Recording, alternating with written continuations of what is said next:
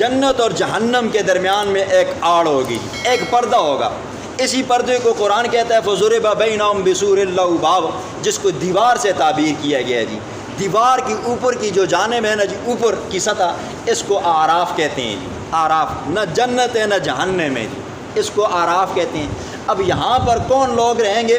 تو مفسرین کے مختلف اقوال ہیں جی، چونکہ پیغمبر علیہ الصلاۃ والسلام کی احادیث مختلف ہیں تو مفسرین کے اقوال بھی مختلف ہیں۔ ایک قول جو سب سے راجح قول ہے وہ یہ ہے کہ من استوت حسناتہ و سیئاتہ، یہاں پر رہنے والے وہ لوگ ہوں گے جن کی نیکیاں، جن کے گناہ بدیاں برابر سرابر ہوں گی جی۔ مثال کے طور پر اگر 10 نیکیاں ہیں تو 10 بدیاں ہیں، یہ لوگ اپنی ان نیکیوں کی وجہ سے جہنم سے بچ جائیں گے 10 نیکیوں کی وجہ سے، اور 10 بدیاں 10 گناہ ہونے کی وجہ سے جنت میں نہیں جا سکیں گے۔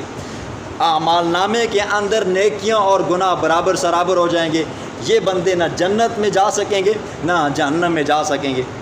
ایک زمانے کے بعد یہ اعراف والے جنت میں جائیں گے، لیکن ابتداءً یہ جنت میں نہیں جا سکیں گے۔ ایک قول تو یہ ہے کہ وہ لوگ ہوں گے جن کی نیکیاں اور گناہ کیا ہو جائیں گے جی، برابر ہو جائیں گے، یہ لوگ وہاں پر رہیں گے۔ دوسرا قول یہ کہتے ہیں، مفسرین کہتے ہیں کہ فطرت کے زمانے کے جو لوگ تھے نا جی، یہاں پر وہ لوگ رہیں گے۔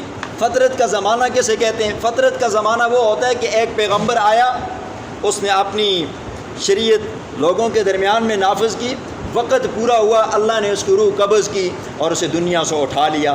تو اس کے بعد جو لوگ وہاں پر رہے، کوئی جگمگاتے رہے، اٹھتے رہے، لڑکھڑاتے رہے، اس کے بعد پیغمبر آیا، اس کے درمیان میں یہ لوگ فوت ہو گئے۔ تو فرمایا اعراف والے وہ لوگ ہوں گے جو فطرت کے زمانے کے۔ تیسرا قول مفسرین نے بیان کیا ہے، فرمایا مومن جنات، جو جنات ہیں نا جی مومن، وہاں پر یہ رہیں گے۔ لیکن محققین مفسرین کہتے ہیں نہیں، مومن جنات جو ہے نا یہ بھی کیا ہو جائیں گے جی، جنت میں جائیں گے۔ اور چوتھا قول مفسرین نے یہ بھی لکھا ہے کہ یہاں پر رہنے والے وہ لوگ ہوں گے جو دنیا کے اندر مقروض قرضے کی حالت میں فوت ہوئے ہیں، کسی کا قرضہ لیا تھا، قرضہ ادا نہ کر سکے، یہ لوگ کیا ہوں گے جی، اعراف میں رہیں گے، نہ جنت میں جا سکیں گے نہ جہنم میں جا سکیں گے۔ ایک واقعہ آپ سنتے رہتے ہو جی، شیخ عبد القادر جیلانی رحمہ اللہ اپنی کتاب غنیۃ الطالبین کے اندر ایک واقعہ لکھتے ہیں، کہتے ہیں کہ ایک اللہ والا تھا، بڑا نیک پارسا بندہ تھا جی، تہجد گزار بندہ تھا، دین کی سمجھ رکھنے والا بندہ تھا، اور ہر وقت اللہ کی عبادت کے اندر گزاری تھی، لوگوں کی خدمت کے اندر گزاری تھی۔ اس کی موت کا وقت آیا، لوگوں نے اسے کفنایا، دفنانے کے بعد کسی اللہ والے نے خواب میں دیکھا جی، خواب میں دیکھا کہ پریشان حیران کھڑا ہے۔ پوچھا گیا بتاؤ تمہارے ساتھ کیا گزری؟ آپ تو بڑے اللہ والے تھے، آپ نے ہر وقت دین کی خدمت میں گزاری ہے، اللہ کی عبادت میں گزاری ہے، لوگوں کی خدمت میں گزاری ہے، آپ کے ساتھ تو معاملہ اچھا ہوا ہوگا۔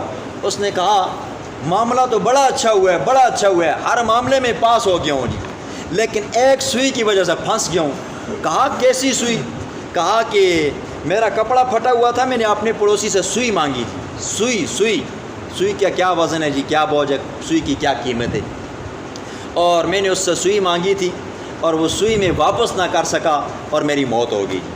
اب اللہ نے فرمایا کہ جب تک تیرے ورثا اس سوئی کو واپس نہیں کریں گے تب تک تو جنت میں جا نہیں سکتا جی۔ اب اس ایک سوئی کی وجہ سے میں یہاں پر رکا ہوا ہوں۔ اور آج کے زمانے کے اندر جی، اس زمانے میں سوئی ایک بندے نے لی اور بھول گیا، دے نہ سکا۔ اس زمانے میں تو لوگ کارخانے بھی ہڑپ کر جاتے ہیں، گاڑیاں ہڑپ کر جاتے ہیں، دوسرے کے مکان، دوسرے کی جائیدادیں، زمینیں، پیسے، حتیٰ کہ سب کچھ اپنا سمجھ کر کے ہڑپ لیتے ہیں۔ تو خود سوچنا چاہیے ان لوگوں کی کیا حالت ہوگی۔ ایک سوئی کی وجہ سے بندہ جنت اور جہنم کے درمیان میں پھنس گیا۔ اور پانچواں قول فرماتے ہیں کہ اعراف کے اندر رہنے والا وہ بندہ ہوگا، وہ بچہ ہوگا، وہ بھائی ہوگا، وہ بیٹا ہوگا، وہ والد ہوگا جو اپنے والدین کی اجازت کے بغیر جہاد میں گیا جی۔ دیکھیں جی، جہاد کی 2 قسمیں ہیں جی، ایک ہوتا ہے جہاد فرض عین، ایک ہوتا ہے فرض کفایہ۔ فرض کفایہ یہ ہوتا ہے کسی ملک کے دوسرے کونے کے اندر، دوسرے ملک کے اندر جہاد لگا ہوا ہے، کچھ لوگ یہاں سے جاتے ہیں جی، وہ سب کی طرف سے کفایہ پورا ہو جاتا ہے۔ ایک ہوتا ہے فرض عین، دوسرے ملک نے اس ملک کے اوپر دعویٰ بول دیا، جنگ لگ گئی ہے جی، افراتفری ہے۔ اب اگر کوئی بندہ اپنے ماں باپ کی اجازت سے بغیر اگر وہ جہاد میں جاتا ہے تو شریعت اس کو اجازت دیتی ہے۔ لیکن اگر فرض کفایہ ہے تو کوئی بچہ ماں باپ کی اجازت کے بغیر جہاد میں جاتا ہے تو خود سوچیں جی شہید کا بڑا مقام ہے جی۔